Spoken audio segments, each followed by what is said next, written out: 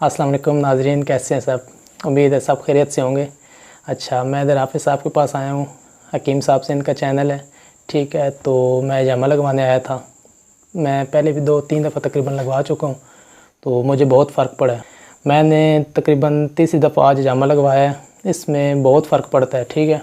मेरे चेहरे पे दाने थे, मेरे जिगर का मसला था, मैदे का मसला था, स्टमक प्रॉब्लम भी था ज़्यादा, तो जिसकी वजह से मैंने जामा लगवाया। मुझे किसी दोस्त ने बताया कि आप हकीम अब्दुल मनान साहब हैं, उनसे आप जामा लगवाएं तो आपको बहुत फ़र्क पड़ेगा।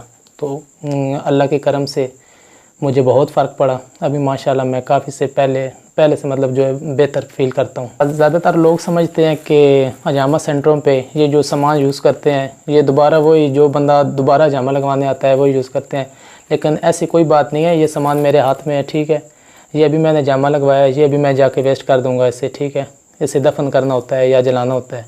ये तकरीबन हर हजामा सेंटर पे ऐसे ही होता है। वो सामान जो है दोबारा यूज़ नहीं करते, मतलब रीयूज़ नहीं करते। अभी आपको कोई भी अगर मसला हो, ठीक है, बॉडी में कोई ऐसे होता है ना, दाने निकल आते हैं, ठीक है, जिगर का मसला हो, मैदे का मसला हो, फेस पे दाने निकल आए, छाइयाँ वगैरह, पिंपल्स जो भी होते हैं, आप दोस्तों से गुजारिश है अगर आपको भी कोई भी प्रॉब्लम है, ठीक है, जिस्म का कोई भी प्रॉब्लम है, तो आप हजामा लगवाएं। अल्लाह तबारक व तआला आप सबको शिफाए कामिला अता फरमाएं। आमीन।